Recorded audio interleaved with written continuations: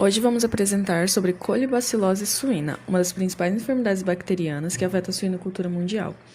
Essa doença é responsável por importantes prejuízos econômicos devido à mortalidade de leitões, redução no desempenho produtivo e aumento dos custos com tratamentos e medidas de controle. Durante a apresentação, vamos entender como ocorre a doença, quais os principais sinais clínicos, como é realizado o diagnóstico e quais são as estratégias mais modernas de prevenção e controle. A colibacilose é considerada uma das doenças entéricas mais importantes nos suínos. Ela comete principalmente leitões neonatos e animais logo após o desmame, fase em que o sistema imunológico ainda está em desenvolvimento ou sofre alterações devido ao estresse de mudança alimentar e ambiental. Além da mortalidade, a doença compromete o ganho de peso, aumenta o tempo necessário para que os animais atinjam o peso de abate e eleva os custos de medicamento e manejo sanitário. O agente responsável é a bactéria E. coli, principalmente as cepas enterotoxigênicas, chamadas de ETEC. Trata-se de uma bactéria gram-negativa pertencente à família Enterobacteriaceae. As cepas patogênicas possuem fatores de virulência, como as fímbrias, que permite sua adesão ao epitélio intestinal, e as enterotoxinas, responsáveis pelos sinais clínicos da doença. Dependendo dos fatores de virulência presentes, a bactéria pode causar diarreia neonatal, diarreia pós-desmame ou doença do edema. O processo da doença começa quando o leitão ingere a bactéria presente no ambiente contaminado.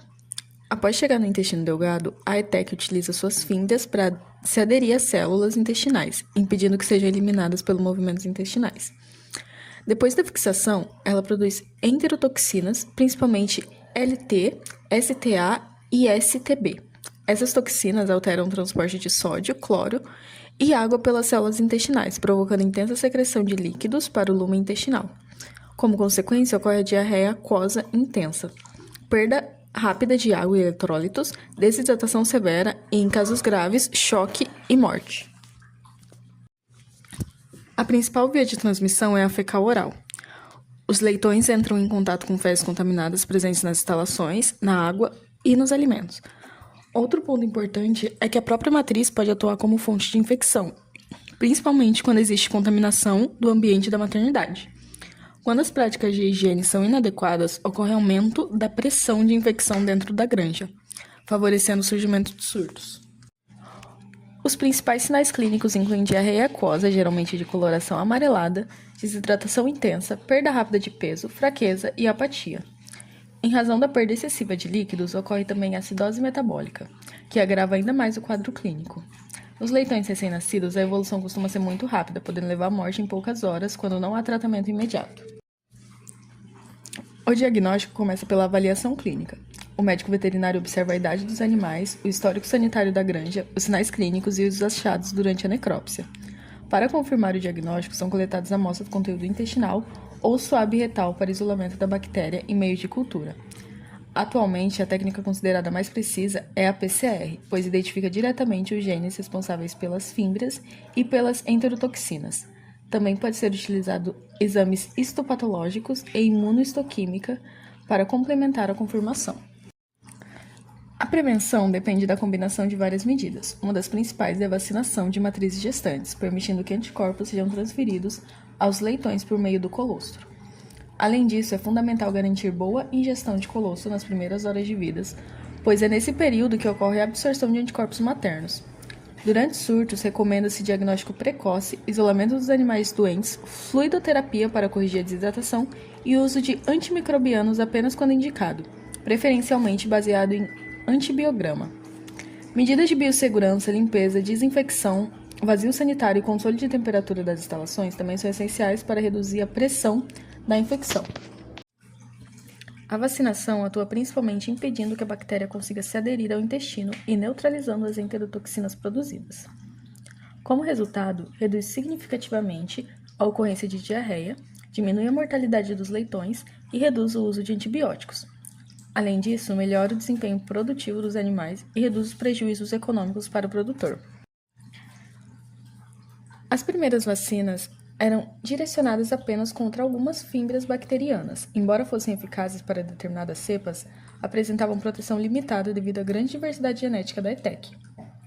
Atualmente foram desenvolvidas vacinas multivalentes que associam fímbrias e enterotoxinas. Essas vacinas oferecem uma resposta imunológica mais ampla e maior proteção contra diferentes variantes da bactéria. As vacinas podem ser administradas por via oral ou intramuscular. A vacinação oral estimula principalmente a produção de IgA na mucosa intestinal, promovendo proteção exatamente no local onde ocorre a infecção. Já a via intramuscular estimula uma resposta sistêmica mais intensa, produzindo maior quantidade de anticorpos circulantes. A escolha depende da estratégia sanitária da granja, do custo e da resposta esperada. Tradicionalmente, os antibióticos são utilizados para controlar surtos clínicos. Entretanto, o uso excessivo desses medicamentos favoreceu o surgimento de cepas resistentes, tornando alguns tratamentos menos eficazes.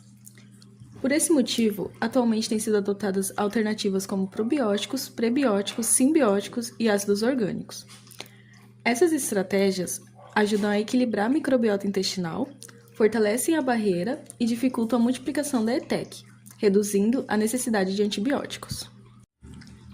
O estudo apresentado avaliou 132 amostras intestinais de leitões com suspeita clínica de colibacilose. O objetivo foi comparar métodos diagnósticos modernos utilizando PCR, multiplex e imunohistoquímica em tecidos fixados em formol. Esses métodos permitem confirmar a presença da bactéria e identificar seus fatores de virulência com maior precisão. Os resultados mostraram que quase 79% das amostras foram positivas para E. coli, pela imunohistoquímica, e mais de 71% apresentaram genes de virulência detectados por PCR. Em aproximadamente 40% dos casos foi confirmada a presença de ETEC, contendo simultaneamente fímbrias e enterotoxinas. Os perfis mais frequentes foram F18, associado às toxinas STA e STB, e F4, associada a STA. Esses resultados reforçam a importância da PCR como ferramenta para diagnóstico rápido e preciso. Atualmente, um dos maiores desafios é o aumento da resistência antimicrobiana. O uso indiscriminado de antibióticos favoreceu o surgimento de cepas multiresistentes de ETEC. Por isso, o diagnóstico molecular por PCR vem substituindo a sorotipagem tradicional, permitindo identificar rapidamente os genes responsáveis pela virulência. Além disso, novas estratégias de controle incluem vacinas multivalentes, programas de uso racional de antibióticos, utilização de probióticos, prebióticos e bacteriófagos, além do fortalecimento da biosseguridade nas granjas. A colibacilose suína continua sendo uma das enfermidades de maior impacto na suinocultura. Seu controle depende da integração entre manejo adequado, biossegurança, vacinação, diagnóstico precoce e uso racional de antimicrobianos. A adoção dessas medidas melhora a saúde dos animais, reduz perdas econômicas e contribui para uma produção mais sustentável. Muito obrigada pela atenção.